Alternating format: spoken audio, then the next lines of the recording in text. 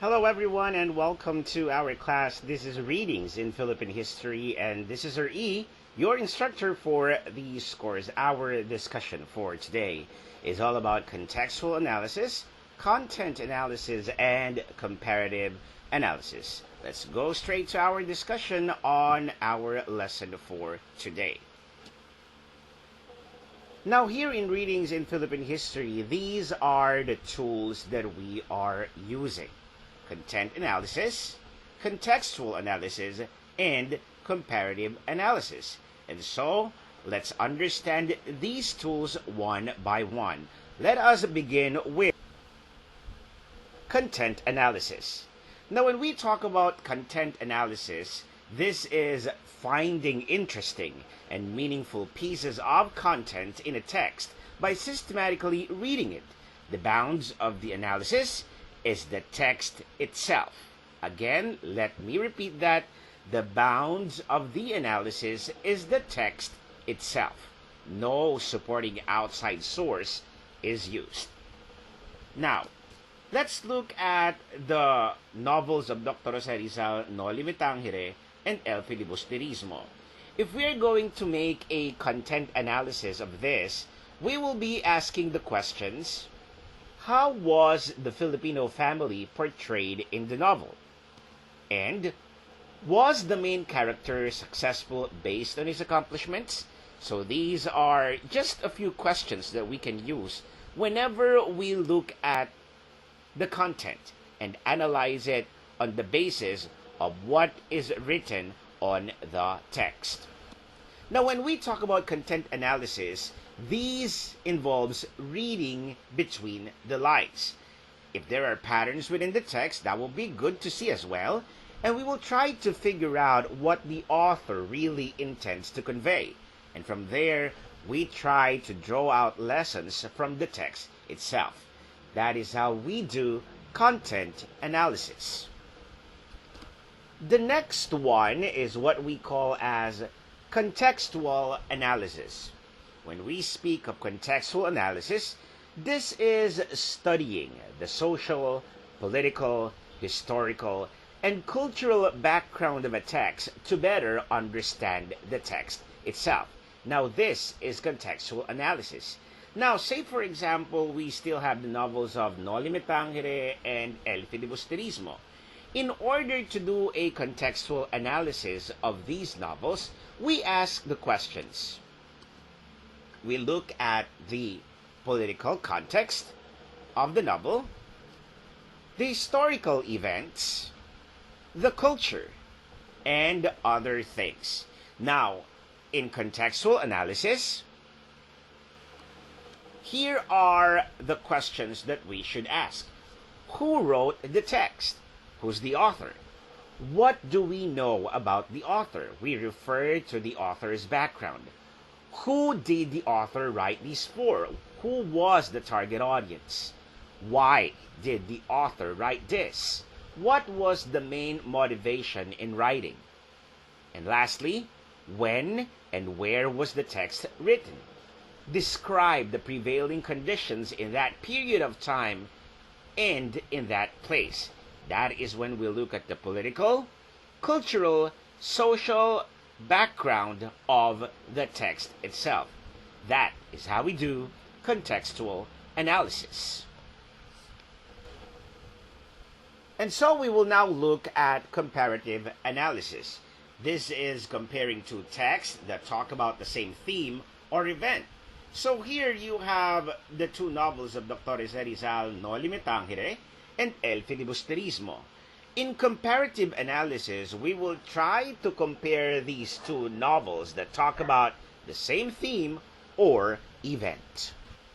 Now, in comparative analysis, we put the two texts side by side, look for differences in what they say, look for commonalities in what they say, and list details that one text mentions and the other did not, and vice versa. Now, let's try to apply this. Now, here is a writing or an excerpt of the Tabon Man, about the Tabon Man of according to Fox and Scott. Now, according to Robert Fox,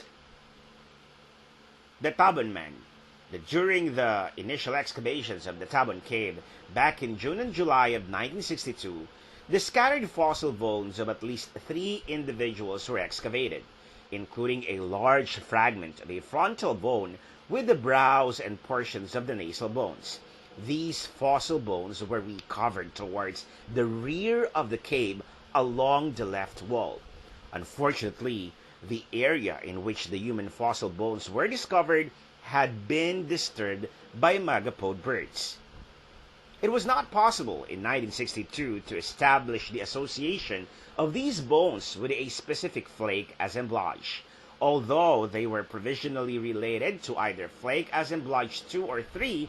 Subsequent excavations in the same area now strongly suggest that the fossil human bones were associated with flake assemblage 3. This was according to Robert Fox. Now, according to William Henry Scott on his account about the Tabon Man, the Tabon Man were the earliest human skull remains known in the Philippines and are the fossilized fragments of a skull and jawbone of 3 individuals who are collectively called Tabon Man, after the place where they were found on the west coast of Palawan. The Tabon Cave appears to be a kind of little Stone Age factory. Both finished tools and waste cores and flakes have been found at 4 different levels in the main chamber. Charcoal left from cooking fires has been recovered from 3 of these assemblages and dated by C14 to roughly 7,000 BC, 20,000 BC, and 28,000 BC, with an earlier level lying so far below these that it must represent Upper Pleistocene dates.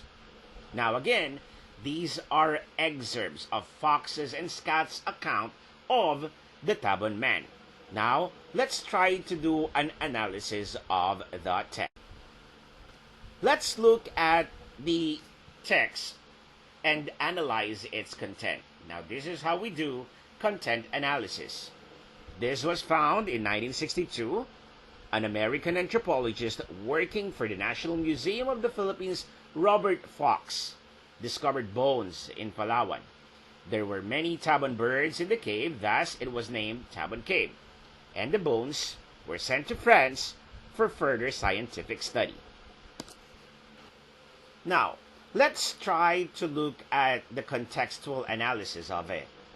Now, it was confirmed that these bones were the oldest bones in the Philippines, older than the time when Negritos were believed to have arrived in the Philippines from the wave migration theory of Henry Otley Beyer. The wave migration theory was the prevailing truth about Philippine prehistory during that time. Because of the discovery, Bayer's theory was debunked. For the next half century, the Tabon Man was taught in schools as the first inhabitant of the Philippines. Now, in 2007, diggings in Callao Cave in Cagayan Valley in northern Luzon yielded a human foot bone. In 2010, it was confirmed that it was indeed a human foot bone, and its age was so much older than the Tabon Man. Later, teeth were dug up. Thus, a new character. The Cagayan Man is now considered as the first inhabitant of the Philippines. In 2019, the Cagayan Man was given a scientific name, Homo luzonensis. That was how we tried to apply content and contextual analysis. And that wraps up our discussion on contextual analysis, content analysis, and comparative analysis. Thank you for joining our class today in Readings in Philippine History.